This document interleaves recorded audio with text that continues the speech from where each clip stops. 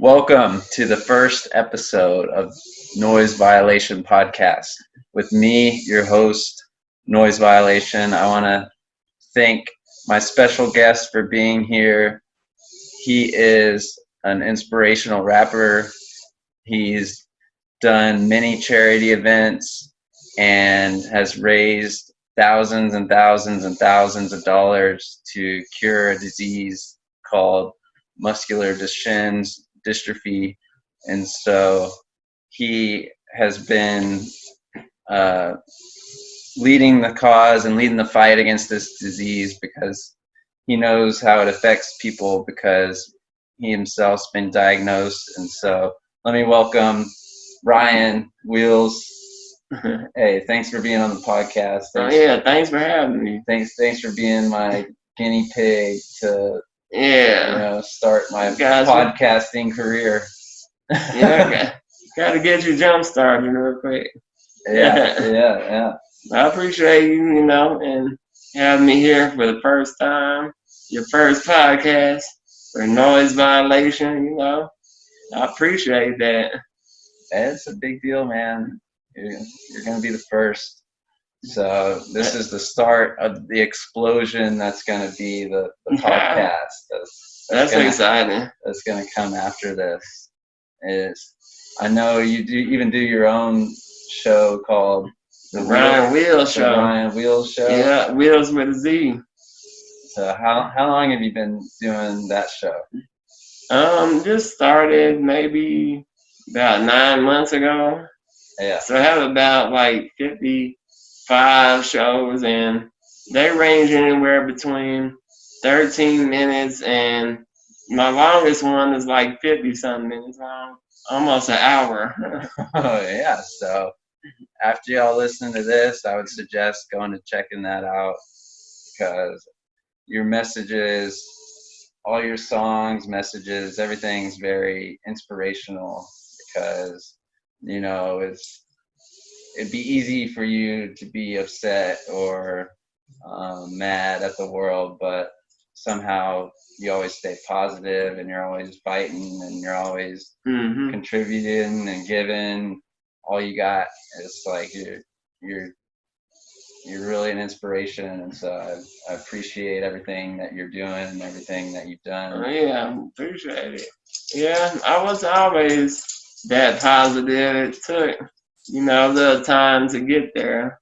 Yeah, so tell us about you weren't always like this. No, not always positive. Not the attitude, but like you got a trach in you. Oh, yeah. You're in a wheelchair. Life has definitely changed. Like how? For me. What were you like as a kid? Like, I know you, but like, for everyone else like watching that doesn't know you, like describe like kind of where it all began and for me, I was a average kid, getting into trouble, having fun, just doing everything kids do, getting in trouble all the time. But so when you're real little, it's like you didn't know. I didn't know what was going on in my body at the time. Now to me, I felt normal. Yeah. Right. Up until like, when were you diagnosed, or when did you know something was wrong? Well, I never knew anything was wrong, but my mom and Aunt Laura, they took me to McDonald's playground one day, and all the kids were passing me up, climbing faster than me, and I was just struggling to climb at all to get up there. So my Aunt Laura was like, "Look at Ryan, he's having so much trouble getting up stairs and stuff, and like we have to take him to get checked out, see what's going on." And at first. And how old were you? I was 4 years old, but at first they didn't diagnose me with Duchenne. They just were trying to play it off as something else, not as severe. But then, it came to a point where my mom just kept at it, trying to figure out what's going on, and went to Scottish Rites in Dallas, and that's where they took a muscle biopsy of my muscle, and that's when I found I had muscular dystrophy, Duchenne. And can you explain what that is? Like what's going on with your body and your muscles? Well, basically, we're missing the biggest protein gene in your body, dystrophin, and we're not getting it. So our muscles are just deteriorating slowly, and there is no cure right now. And there's a lot of kids, that struggle with it. A lot of them don't even make it to their 20s. And do you know the odds of like what 1 in like 5? Yeah, 1 in like 3,900 boys worldwide are born with it. 3,900? Yeah. That seems like a lot. Yeah, it's starting to grow a lot more, but yeah, we're starting to live a lot longer with the treatments, the advances that they're having. So that's a good thing. We're now at least ranging and making it to like 30. But that's with getting the right care, and there's a lot of kids out there that don't get the right care, so they don't live as long. All right, yeah. So seeing you got nurses and all around the clock. Thanks to my mom. She started young. Once she found out I had the disease, she started trying to get me on all the insurances. Yeah, so you're 4. You found out that you have it. Yeah. I mean, up until then, you're still walking around. Oh yeah, like normal, but normal. When I got to about age 7, that's when it really started affecting me a lot. So one day my mom, asked, "Hey, you want to walk today?" I'm like, "No, I'm gonna stay in my chair." And ever since that day, I've been in a wheelchair, and now I'm 28. So. Oh, wow. So you remember the day you stopped walking? Yeah, I remember one time I was in the lunch line, and I was walking still at that time. It was elementary. I was going down the lunch line, and you know how they have the tray that goes on the bars? Yeah. Well, I was going down there, and then my arm went in between the bars, and I tripped and broke my arm right in half. So ever since then, I'm like, I don't want to walk no more.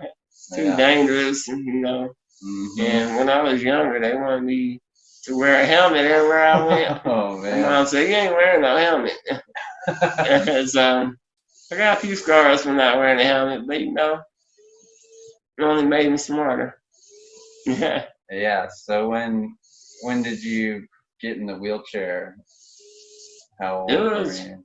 Age 7. It was a manual chair at first, but then we got to a point where I wanted an electric wheelchair, and they don't teach kids how to drive them things. They just say, like, "Here you go," and that's it. You got to learn on your own. And my house at the time had a lot of holes in the walls, and for me running into it, so it took me a while, but I don't put holes in the walls anymore.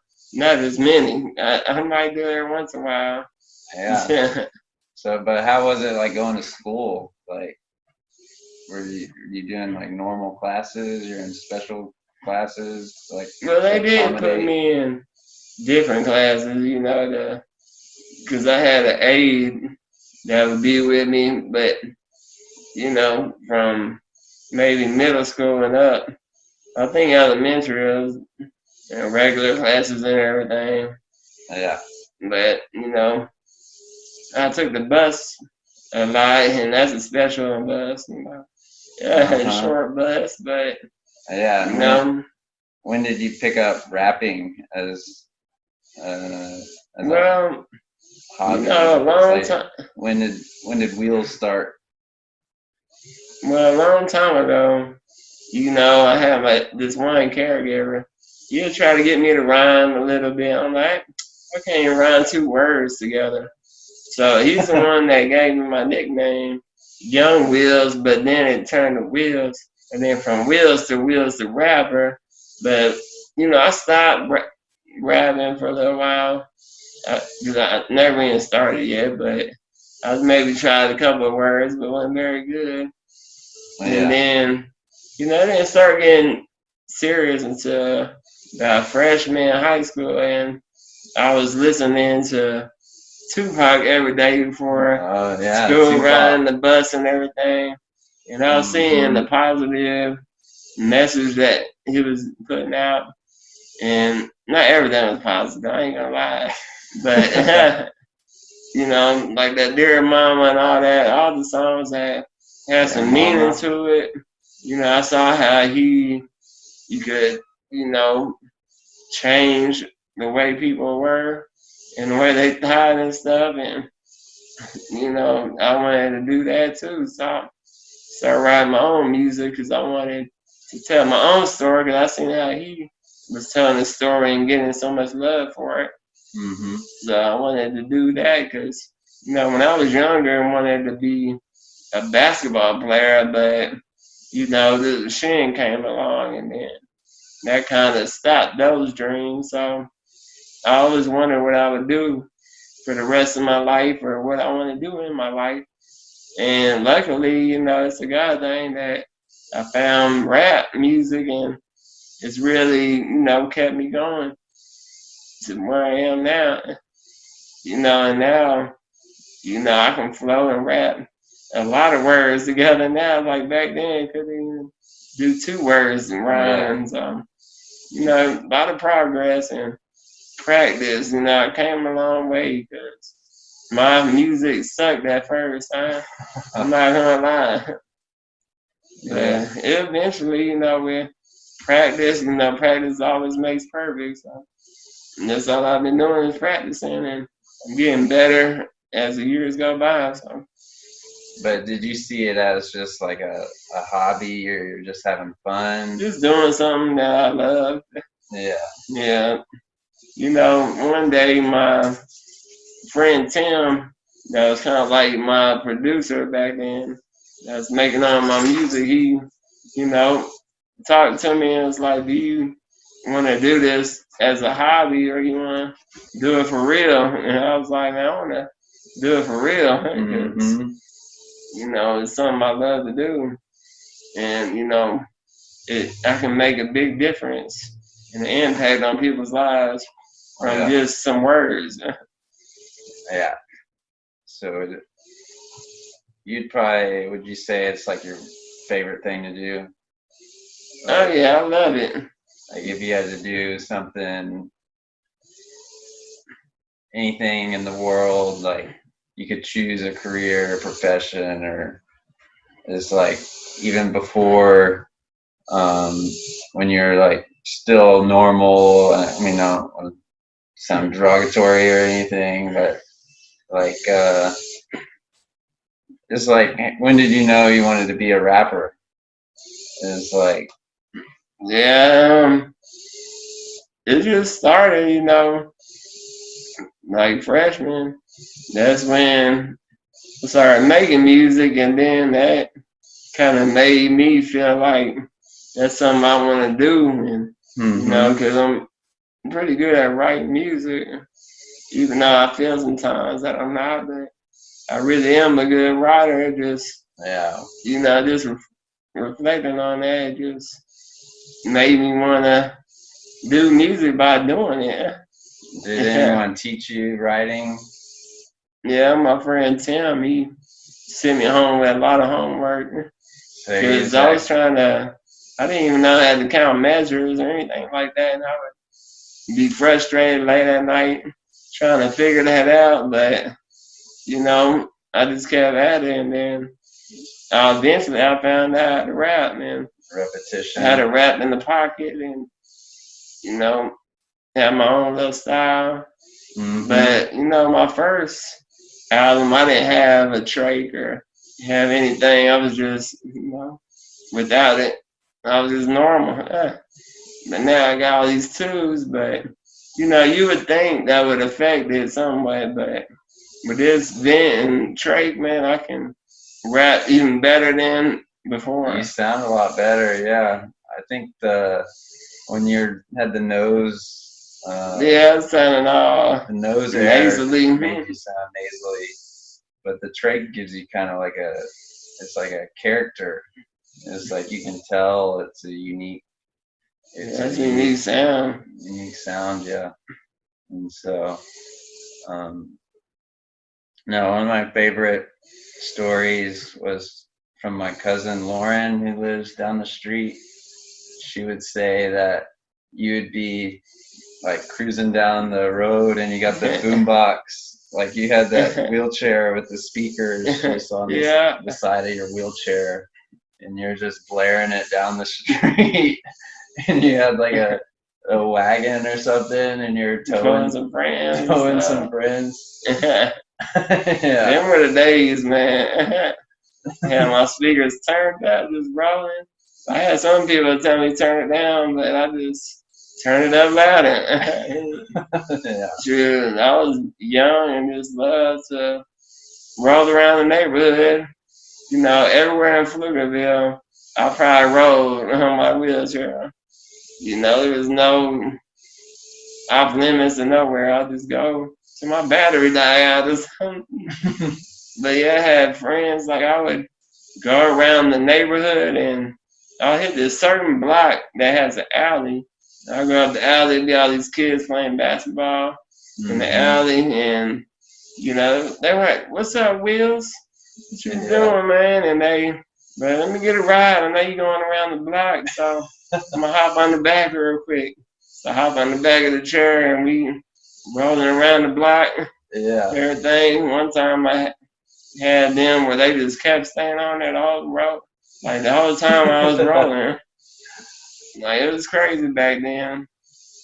But I had to kick them off or, you know, sometimes do a donut to throw them off my chair. They just want to stay on there the whole time.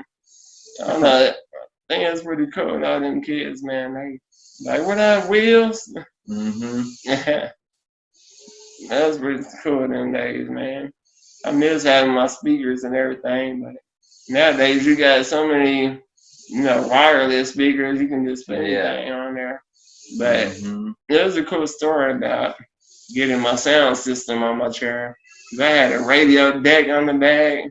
I had Pioneer speakers and everything set up. You know, thanks to custom sounds, you know. They told me they wouldn't do it, but when Katrina hit, there was this guy that, you know, moved here, and I started talking to him. He had lost his daughter, though, to cancer, like real young. Yeah. So I got in touch with him, and he was like, yeah, I'll put that sound system on your chair and everything. And, you know, and I was able to talk to him a little bit, you know, kind of inspire him with my positivity. So, you know, it's pretty awesome that you did that. And, you know, when I used to be in shop class in high school, my teacher, we made some rims for my wheelchair, some spinners. I remember those. Yeah, when you stop, they just keep spinning. Yeah, you had a pimped out chair there for a while. Yeah, I didn't need pimp my ride because I pimped my own. It was pimp my chair. Yeah. Yeah, and so it's like you're one of the you're bringing awareness to this disease through your events called Ryan's Day. What made you inspired to, you know, do Ryan's Day?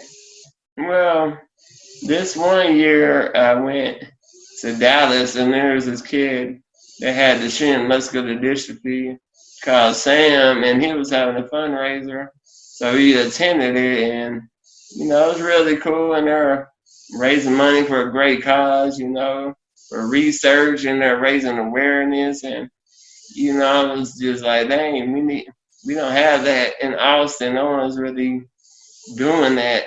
So I was like, man, I told my mom, we need to start our own nonprofit. So we started Inspiration on Wheels, and then, you know, we've been doing fundraisers, though, me and my mom, since I can remember, like 1997. But now, you know, we finally have our own, and, I just wanted to bring it to Austin because, the more awareness there is, the more, people support you. So I'm trying to, raise this awareness and research so we can hopefully one day have a cure, at least have a chance, to fight back at this horrible disease, Duchenne Muscular Dystrophy. But yeah, we just had our 10th year Ryan's Day this past It was year. a great event. That was awesome, man. Yeah, we had a lot of cool bands there. Had two rappers that were on America's Got Talent, Funny Bone and Lil Mike. Yeah, Man, they rocked killed the it. house. They killed it. They had everyone in the crowd going crazy. Yeah, I had to do a couple of my new songs in, and it turned out really good. Raised a lot of money for a great cause, so that's what it was all about, trying to find this cure so we don't have to go, so other kids don't have to go through what I have to go through. I want their life to be easier. I want to change it, and hopefully they don't have to go through this ever. Get rid of this disease for good. So. Yeah, I even walked in, and then we're planning Ryan's Day 11. So Yeah. look out in September in Austin. Watch out, y'all. Yeah. Got some new songs too. Working on that new album. Oh yeah, I got the 4th. Just getting mixed and mastered, about to be put out here soon, and then I already got my 5th almost done. Got 14 songs on that one. Probably gonna do 16 for that one, but my 4th album is called It's Not My Time, because 2 years ago, December, I had pneumonia really bad and almost lost my life that day, That was December 12th, and now I'm on this trait full time. But eventually I would have had to get this trait. It's just I was putting it out a little bit, but it's funny. Like every time I need something done, I think it's a God thing because He puts me in a situation where I have to get it done. Like the same thing with my feeding tube. Something happened and then I had to get it. I didn't want it, but I had just ended up getting it, and then getting sick and everything, having to get that trait.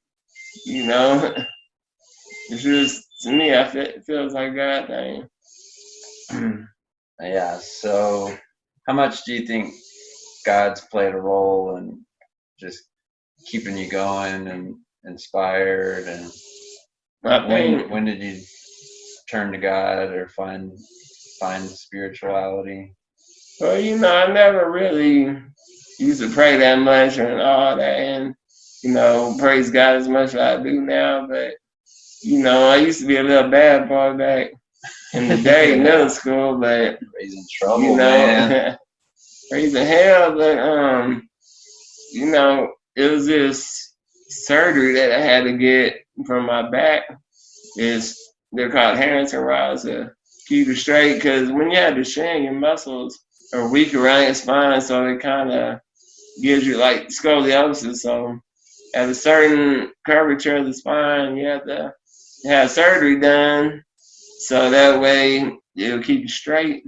I've seen there's a lot of boys with Duchenne that don't get it done fast enough, so they're not able to get it done. So like their chest is kind of in their lap a little bit, like they're real squished up. But they can't recover from it. Yeah, and can't straighten back out or anything because your spine's so crooked. But I think that surgery had something to do with changing my life, because I almost died again in that surgery because they were overdosing me on morphine. But luckily I made it out of that, and that kind of made me realize how blessed I was to be alive and how short life is. So that really changed and turned my whole life around, and started having God in my life a lot more, and He turned my life around, and I finally see how the blessings that there are that are in disguise, but they They come out, man, when you start praying to God more and start thanking God for everything and just have a good attitude about everything and just learn to let go and let God take over.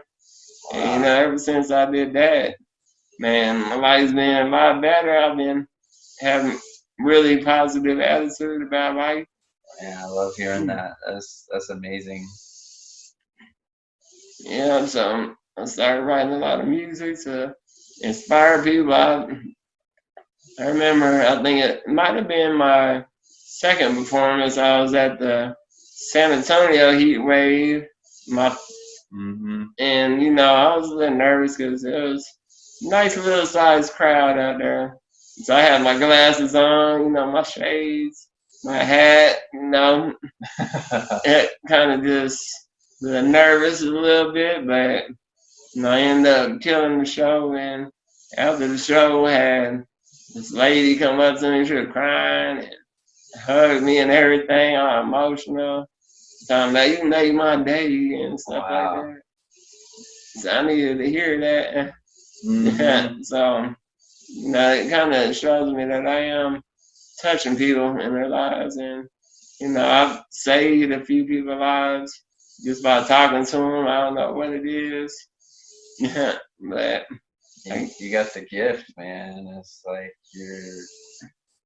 you exude, relentlessness and positivity, and keep going. And it's like, don't let anything stop you. It's like we all may have something wrong with us, but we can't let that stop us from being who we really want to be. And that's what I take from a lot of your songs and messages. And it's like, no, just keep going. It doesn't matter. It don't matter what you got going with your life.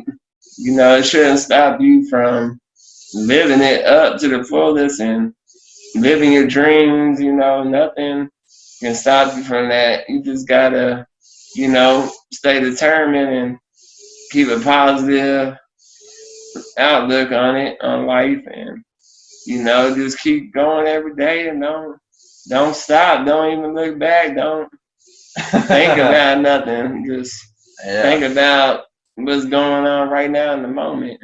That's what matters in the moment, because tomorrow we don't know what it's gonna be. So, just gotta live it today. Take it one day at a time and go from there.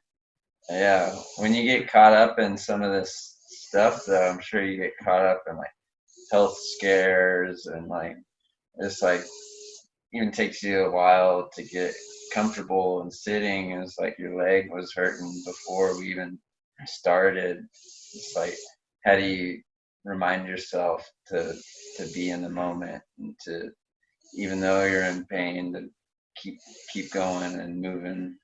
You just gotta try to tune it out. I know it's a hard thing to do, because I deal with that pain from my leg, because I have to sit down like all the time, like all day, and I don't ever get out of my chair like I'm supposed to, because I'm just so motivated to do something, and just don't have the time to get out my butt and just being bad, because true, I'm a person that I'm always on the go. I like moving around. I can't sit still in one place all the time. I can't be in my bed. That's the place that I don't want to be, except for if I'm supposed to sleep at night. That's about it. But that pain, man, it's just something you gotta learn to live with, and just deal with it the best you can. It just comes and goes. That's what I think. It's just temporary. That's what makes me, not really worry about it, because I know it's gonna change.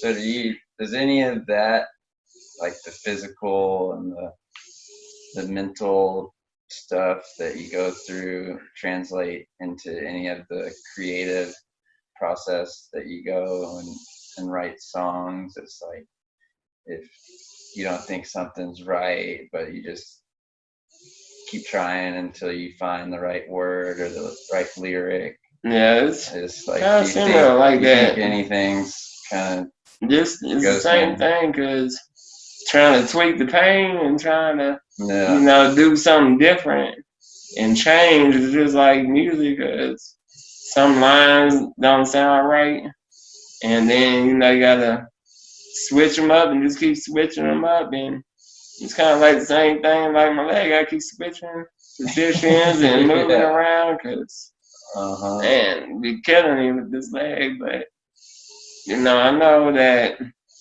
it's not like that every day, so but it does help and contribute to a lot of my music. Talk about how I deal with things on a day to day. Yeah. Right. Yeah. But So how did you learn how to rap with I mean, it was like a nose breather, and now it's a mask. And like a bypass mask that I used to rap with, and man, I sound horrible with that, but I can tell the difference now between that and now with the trait. When I first got the trait, they weren't sure if I'd be able to talk again. So it's been maybe like 3 weeks without talking at all, just trying to use the ABC board and trying to communicate that way. That was scary, real man. frustrating. Yeah.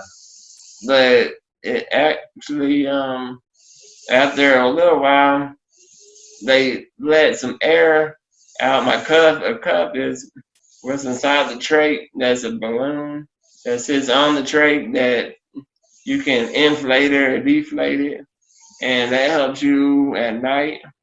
So if you aspirate or something, you can feel your whole balloon all the way up, so you won't be able to talk or do anything, but no mucus will be able to go down your throat. But so they loosen. That's ridiculous. So they loosen that up, so let the air out with a syringe, and at first I was gargling, spit and stuff, like scared, didn't know how to swallow or anything. But I tried it again. Once they put it down a little farther, I was able to swallow again. I had to figure out how to swallow all over again. And once I did that, I was struggling saying my name. I was like, Wheelz, baby, Wheelz, baby. I couldn't talk this clear at all. And I'm talking so clear right now because I have what they call as a passenger valve. And it's a valve that's a one way, and it gives you more air so you can talk a lot clearer, and it gives you more air so you don't have to take as many breaths. Yeah.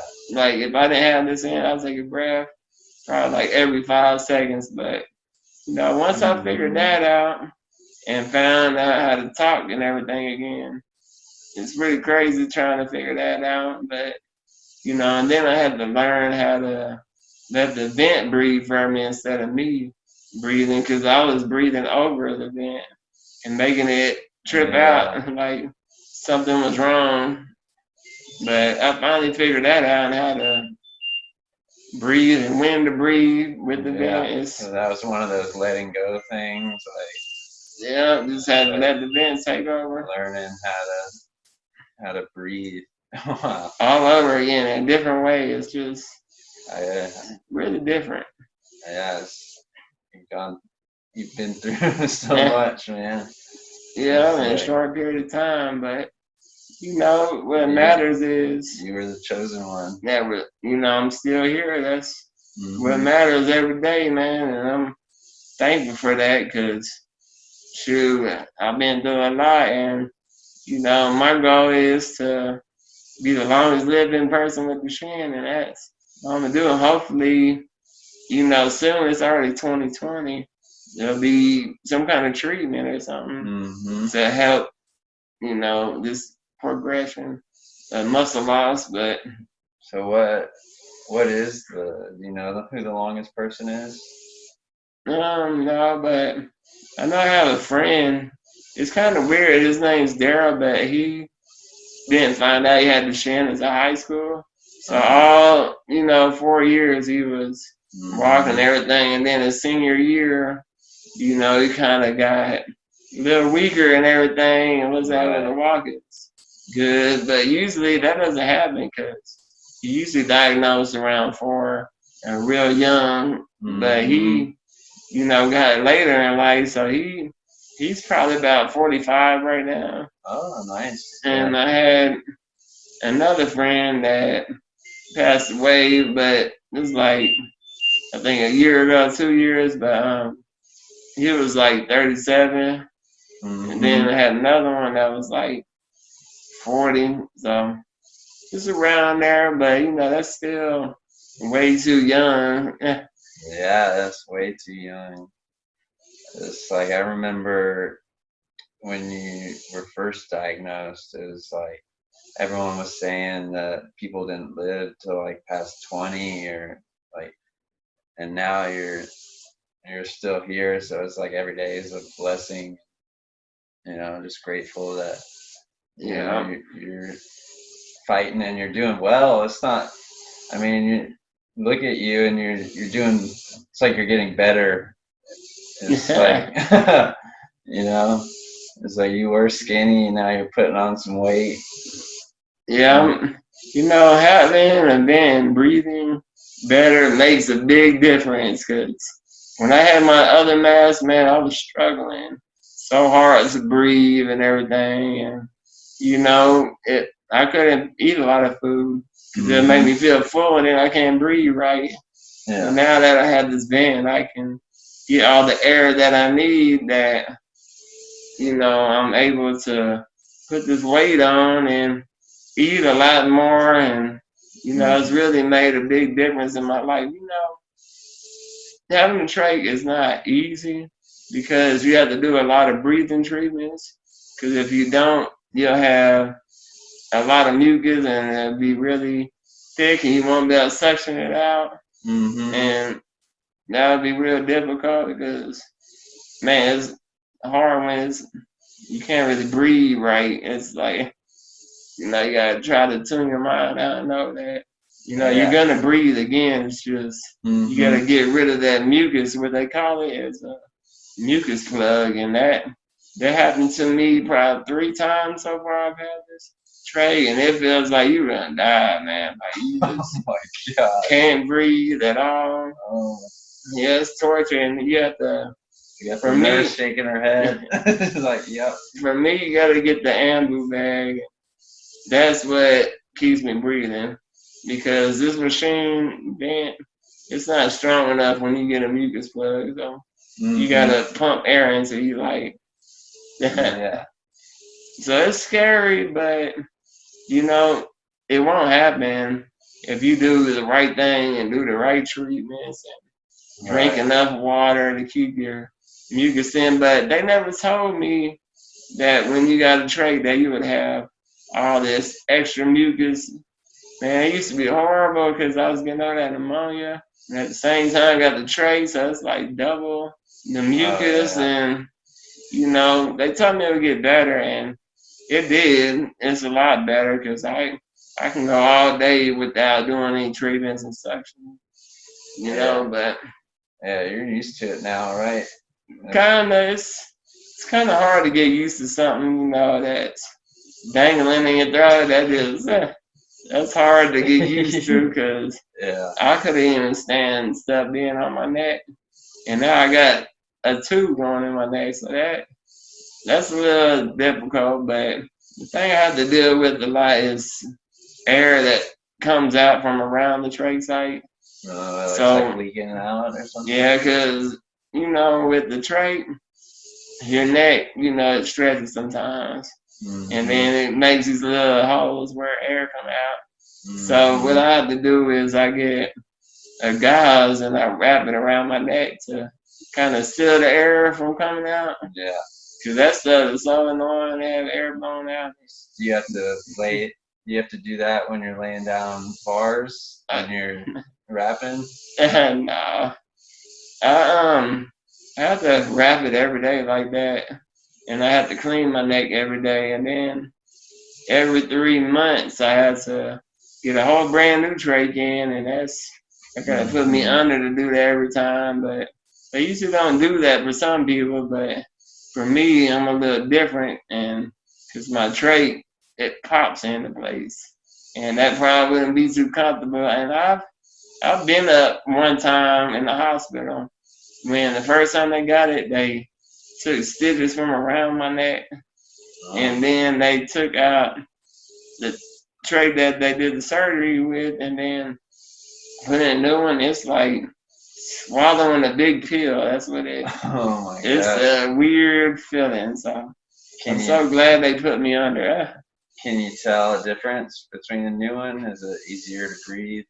No, the only reason we have to change it every 3 months, because they're worried about bacteria on the inside of the tray, because mucus is real dirty. So it's good to change it every 3 months, so that way you don't get some kind of bacteria infection. And your trait infection, them things, I've heard are the worst and the grossest stuff ever. So definitely don't want none of that. No, man, that'd be terrible. Yeah, so this month coming up, I gotta do that, but it ain't no big deal. I used to be a little bloody after I get done with that. But now my neck's starting to get used to it, so it's not as bad. So like calluses up around it or something? Or no, it's just because when you pull one out and then you pop the other one in, it pops in, so it kind of makes it bleed a little bit. Yeah. But it ain't nothing. But once you it ain't nothing. Once you clean it, then you good to go. But man, them vampires will love me then. All that blood. Yeah. So it's like other kids have this and are getting diagnosed with muscular Duchenne's every day, and you're like a public figure. So what would you say to kids today, like going through this process in life that you've been through? To enjoy the good times and the good, like make a good moment every day, like make something, positive, or, don't worry about the future, worry about the day today, because worry about the now, because, worrying about that ain't gonna do nothing but, make you more nervous or bring you down a little bit, stress you out. Because there's no reason to think about, the future, man. Just think about today. Because today is what means the most. Because you never know what tomorrow is. And, you may have to do something later down the road, but don't focus on that. Just take it every day, man, and enjoy being young and running around, do everything you can before, you come in a wheelchair. But, just because you're in a wheelchair doesn't mean anything. You can still live a normal life and still do the same thing people do, just a little bit different. Might have a little more challenges, but that's all right. Everybody has their own challenges in this life that they have to go through, and everybody has their own problems and issues. So, I don't feel bad, man, because we all in this world together. Yeah. Can you talk about like the patience that you've kind of had to learn, or I'm sure frustration? It's frustrating sometimes when you can't do what you used to be able to do. I have to wait on people to help me. Like before, I had nurses and trade. I had my mom that would be working at nighttime, because I only had caregivers from 6 to 10 at night. All right. So all the rest is my mom, and I would have to wait for her to get up from sleeping, to put me in bed or to change the channel, or so I had to just wait on people. And my nurses now and caregivers always have to wait on everybody else.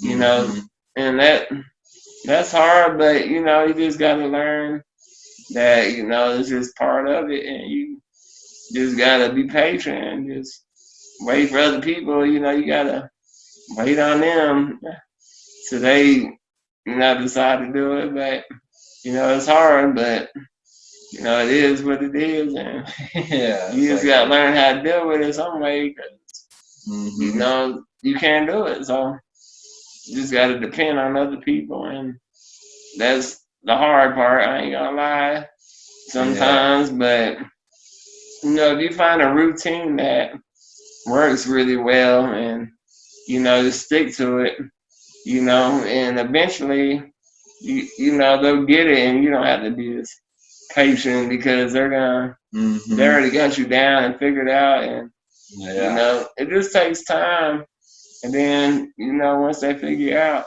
it's good from there. Did you have to figure out a way to communicate and talk to get people to do what you want? Well, to me, you know, there's a lot of nurses that tell me that they're so happy that they had me because I can talk. Because that's my whole thing. I communicate to all my nurses and let them know exactly what I need and how to do it. Like when I have to go to the bathroom, I tell them, you know, on my chair, there's this button called mode that has where you can go up on your chair all the way. Like a seat elevator has recline and tilt back, and I had to tell my nurses hit mode like 2-3 times, and then go right 2 on my remote control joystick. And then go left 2, and then up, and then back left. So, you know, I will instruct people on what I want. That's the main thing. Like, don't be scared to ask for what you want. Right. You know, because it's just what you need. Sometimes, you know, I would be back in the day a little, like, not wanting to go pee because, you know, I don't want to make people mad because they have to help me and I just went pee. Or like and you're then scared to ask for something, bother somebody, or trying to be nice or respectful of their time or something. Yeah, something like that. But, you know, I finally got over that and realized that, nah, you need to speak for what you want because, you know, it's what it is. Yeah. If it's what you want, you got to know what you want. You can't be afraid to tell people because there's always somebody that will do it. You gotta find it right. I've been through so many caregivers in my life, but you know, just till now, I've had nurses, and you know, it's been a lot better. But you know, these caregivers and the agencies, they don't pay very well. You can get paid more at McDonald's being a manager than taking care of somebody. Right. To me, that's crazy. You have to really want it. You have to really like your job and taking care of people. But if you're a nurse, you get paid more. But yeah, they're angels. It's like angels on your shoulder taking care of people. Yeah, definitely are, because I remember being at the rehab and they're telling me I might not be able to go home and I might have to go to a facility or something, and you know, that kind of stuck with me in my head, but you know, I never did let it get me down because I knew God, you know, had a plan for me, and it wasn't to be in a facility for the rest of my life. So luckily my insurance got me 24/7 nursing, so now I don't have to worry about anything, and I, you know, live a normal life and don't have to do anything different or be someplace I don't want to be. So, you know, I definitely gotta be thankful for that, because man, I would not make enough facility. I'd be one of them runaways. I'd be gone up out of there. I can't stand no facility. I'm not a facility type of person, so thank you, Lord, man. I'm back at the home. Yeah. Yeah, it's good to have you back, man. It's good to be in your house. Definitely is, and you know, now I got my studio in my house, so I'm just a recording fool, man. just non-stop making music. You've been on fire lately. Yeah, every week, at least do 1 or 2 songs, and I've been keeping it up for about 6 weeks now. So hopefully I keep doing that, and pretty soon I'm gonna be getting some new beats and get 8 new beats from my 6th album. So I can't wait. It's all gonna be original. My 6th one, I've done 2 mixtapes right now. I have the 4th and 5th, and those are about to be put out soon. And the 6th one is gonna be all original. Yeah. So I'm excited about that. That's gonna be the one. I mean, you're blowing up right now. It's like you're the best you've ever been, right? Yeah, so far, and only getting better. And that's,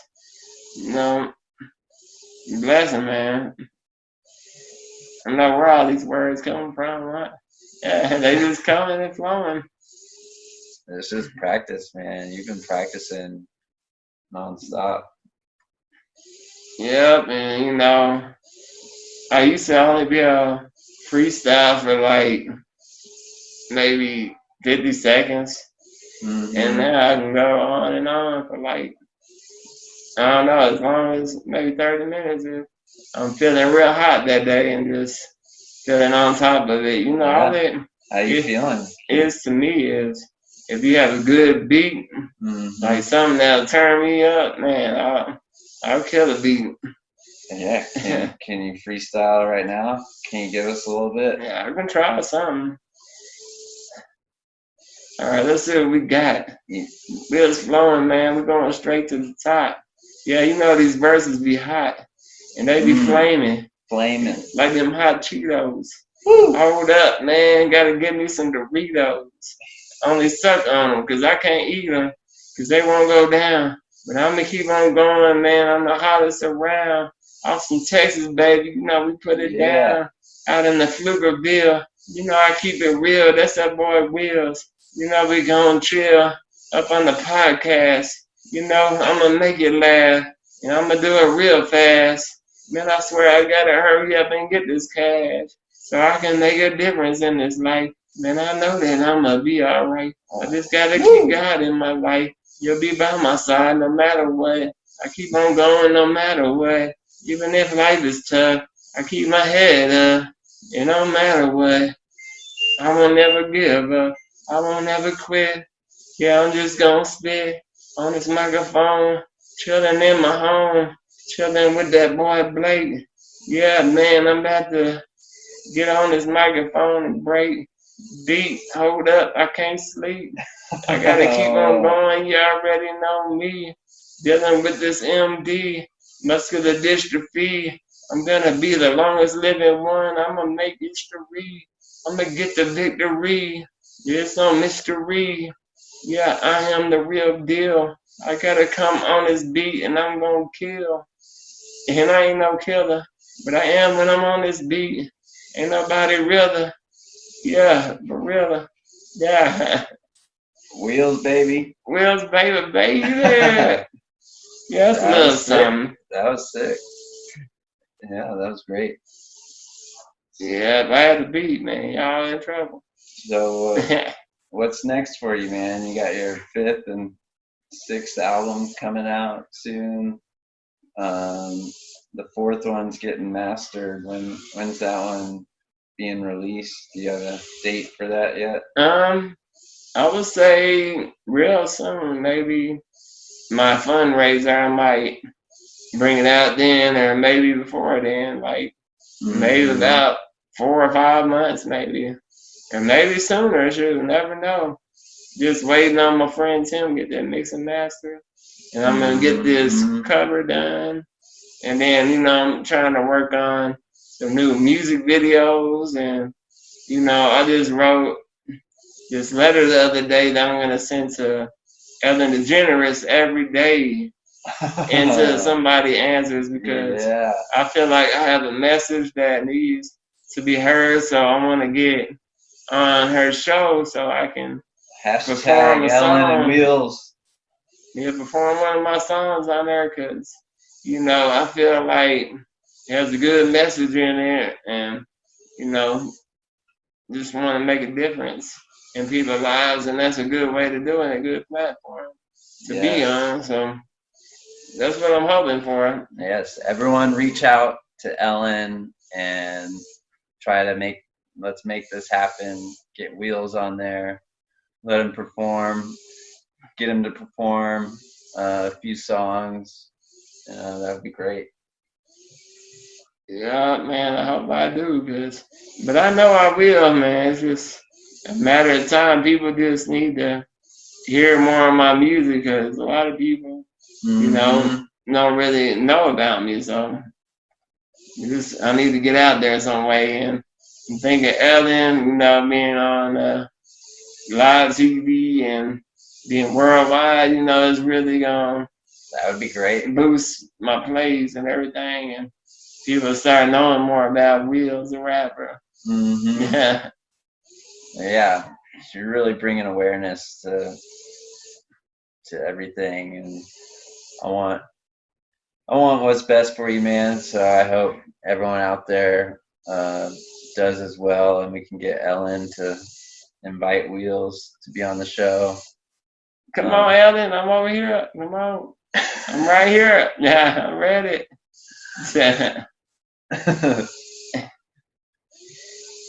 Yeah, man. I want to make sure everyone checks me out on my website, wheelzband.com, WHEELZBAND.com. Check me out on there, see what's new. Of course, you know my little show I do every Wednesday, the Ryan Wheelz show. Definitely check me out on there, and definitely add me, you know, on Facebook. You know, it might be under Larry Schmidt, but it's Wheelz the rapper. And then I have a band page, Wheelz the rapper. So definitely like me on there. And you know, of course, Instagram, Twitter, TikTok, you know. Get me on there, man. Yeah. All right. So one more question, and we can finish this up. I really appreciate you taking the time and you know, supporting me and yeah, no problem, man. In my venture, and acknowledge you for everything that you're doing. You know, rapping and spreading positivity is really great, and I want to support you and acknowledge you and for everything. But like, how do you want people to remember you? It's like, as a go-getter, someone that never gave up, you know, always stay positive no matter the circumstances, and you know, and someone that just trying to make a difference in the world. That's great, man. And I forgot, you know, to check out my first video on YouTube, Wheelz Searching. You know, check that out, my very first one, and stay tuned, man. A lot more is coming. So. Wheelz heading to the top slowly. Slowly, you gonna know me. Yeah.